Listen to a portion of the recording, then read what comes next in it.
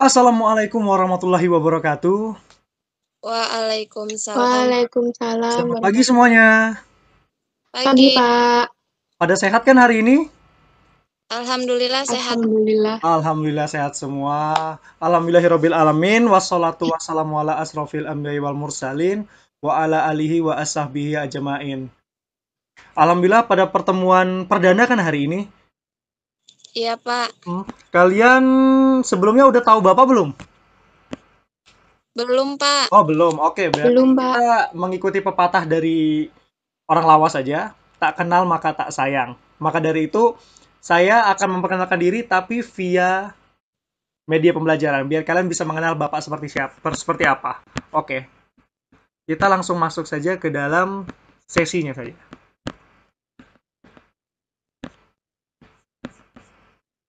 Apakah sudah terlihat semuanya? Sudah, Pak. Alhamdulillah, ini kita dalam pelajaran bahasa Indonesia kan sekarang. Untuk pertama, saya akan memperkenalkan diri. Nama saya Sangaji Anwar Wiranto. Kalian bisa memanggil saya dengan Bapak Sangaji atau Bapak Aji biar kalian lebih gampang ingatnya. Tempat tanggal lahir, Palangkaraya 23 Oktober 1998. Memiliki hobi bermusik, olahraga, dan berkendara. Setiap orang harus memiliki hobi dalam hidupnya agar hidup tidak membosankan. Camkan itu penting banget. Dan memiliki moto hidup, hidup yang baik adalah hidup yang diinspirasi oleh cinta dan dipadu oleh ilmu pengetahuan. Dan di sini Bapak memiliki beberapa pengalaman, kalian bisa lihat sendiri. Dari awal, saya mengikuti siswa pecinta alam dari tahun 2014 sampai 2017, dan mengikuti OSIS dari tahun yang sama. Terus, pada saat kuliah, saya mengikuti himpunan mahasiswa program studi pada tahun 2019, dan mengikuti komunitas skuter dari 2019 sampai dengan sekarang. Dan yang terakhir ini sebenarnya hanya iseng-iseng saja sih, biar kalian pada senang. Menurut saya pengalaman adalah guru yang terbaik. Oke, tanpa basa-basi aja kita langsung masuk ke bagian inti pembelajarannya. Kalian mengerti tidak? Apa itu pidato? Kalian belum ngerti ya? Tidak. Oke. Di sini saya memberikan satu atau dua contoh gambar lah, ilustrasi biar kalian bisa mengerti apa sih itu pidato. Kita langsung masuk aja pada ilustrasi pidato. Pada gambar pertama, kalian bisa lihat, ini gambar siapa? Ayo. Insinyur Soekarno. Oke, benar banget. Ini Insinyur Soekarno pada saat berpidato pada tahun 1945 pada saat kemerdekaan itu. Yang gambar kedua itu adalah salah satu siswa yang berpidato pada saat mengikuti lomba. Udah cukup jelas dari gambar dua ini? Jelas, Pak. Jelas, Pak. Alhamdulillah. Kita langsung masuk ke bagian inti materi, yaitu pidato persuasif. Yang pertama adalah, pidato merupakan suatu kegiatan berbicara di depan umum atau berorasi agar dapat menyatakan pendapatnya, atau memberikan suatu gambaran pada suatu hal. Orang yang melakukan pidato tersebut disebut dengan orator. Ini adalah contoh dari pidato kenegaraan dari Presiden Jokowi, kalian bisa lihat sendiri. Untuk pengertian pidato persuasif, kalian bisa lihat pengertian pidato persuasif. Pidato persuasif merupakan salah satu metode pidato yang memiliki tujuan untuk menarik perhatian para pendengar sehingga dapat mempengaruhi khalayak. Adalah pidato yang bertujuan untuk menarik perhatian para pendengar, mempengaruhi, serta bersifat mengajak atau membujuk para pendengar agar mereka yakin dan mau mengambil tindakan bahkan melakukan sesuai dengan tujuan pidato tersebut. Isi pidato persuasif harus berlandaskan pada argumentasi yang nalar, logis, masuk akal, dan dapat dipertanggungjawabkan. Sudah sampai sini sudah cukup mengerti teman-teman semua? Ngerti, Pak. Alhamdulillah, kita lanjut lagi ya. Ini maksud dari tujuan pidato. Tujuan pidato persuasif untuk menggerakkan masyarakat agar melakukan sesuatu. Misalnya adalah ajakan untuk mencintai dan membela tanah air, menghindari persekusi, atau himbauan untuk menjalankan program hidup sehat. Kita lanjut lagi ke metode pidato persuasif. Yang pertama, metode impromptu, yaitu metode yang tidak ada persiapan. Nah, seperti saya sekarang ini menjelaskan ke kalian, tidak ada persiapan sama sekali, saya langsung to the point. Yang kedua, metode menghafal, yaitu metode berpidato yang dilakukan dengan cara menghafal. Yang ketiga, metode naskah, yaitu metode pidato yang dilakukan dengan cara membaca teks. Yang keempat, metode extemporan, yaitu metode berpidato yang terlebih dahulu mengenal garis-garis pidato yang akan disampaikan.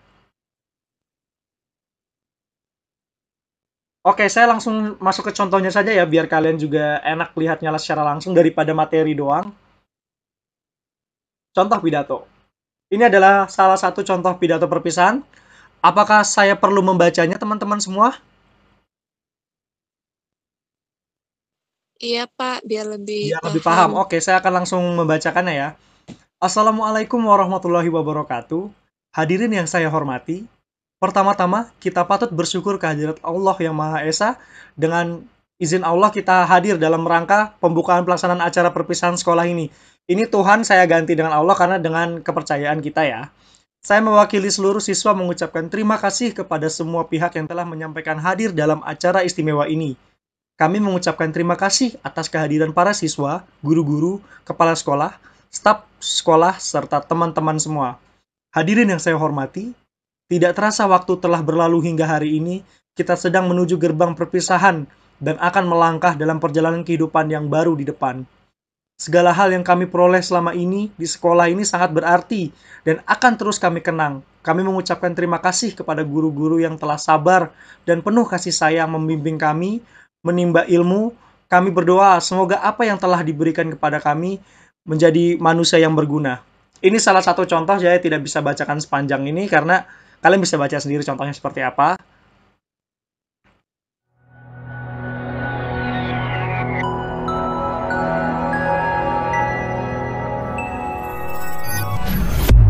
Assalamualaikum warahmatullahi wabarakatuh.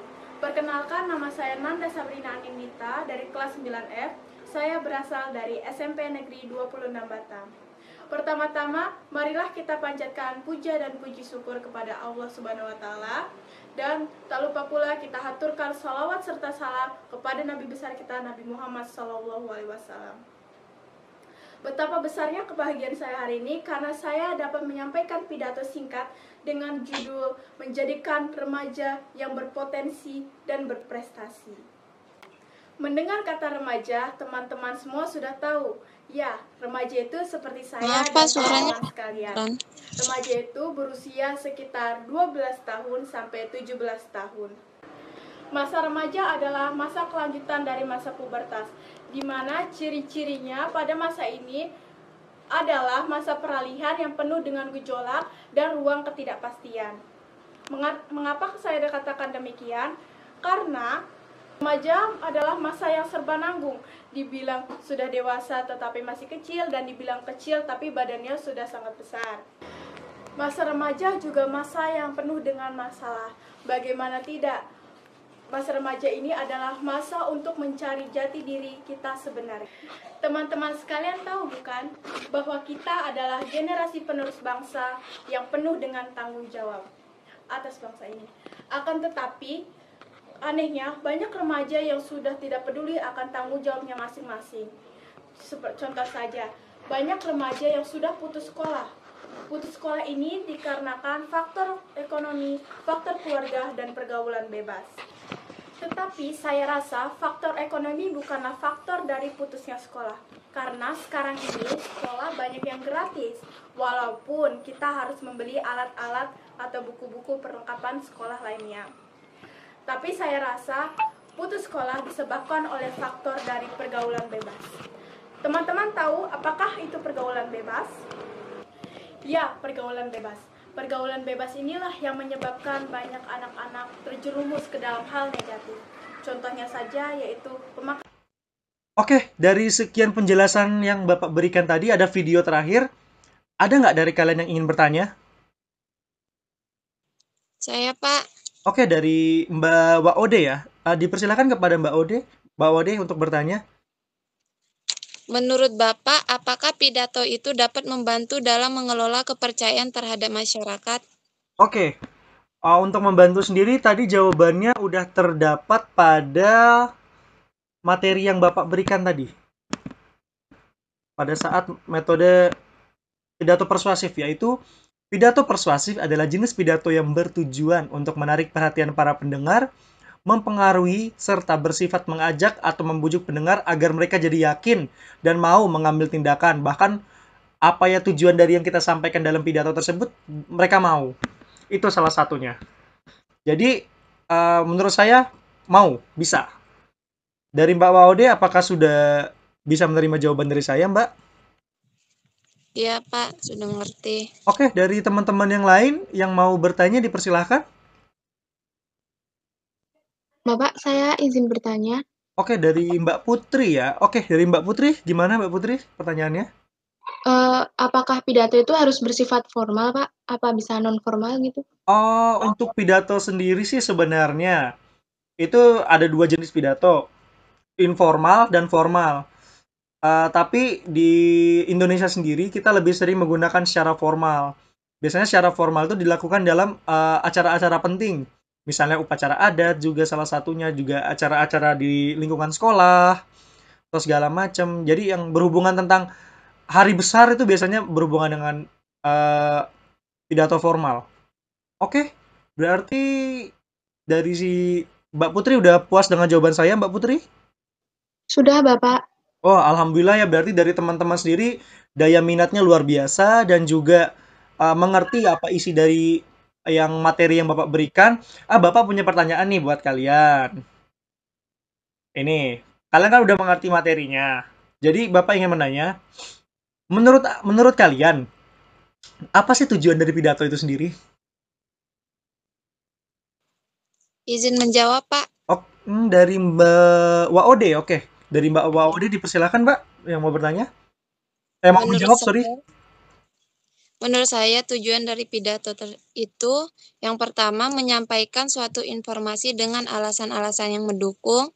Yang Oke, kedua mempengaruhi para hadirin untuk mengikuti sesuai dengan tujuan pidato. oke, Yang ketiga menghibur hadirin dengan isi pidato. oke. Yang keempat memberikan arahan atas suatu informasi yang disampaikan. Terima kasih. Oke, alhamdulillah ya, berarti dari sekian materi yang saya sampaikan, dari teman-teman semuanya juga mengerti dan juga bisa memberikan jawaban tambahan dari Mbak Waode. Makasih Mbak Waode dan terima kasih Mbak Putri juga yang udah bertanya tadi.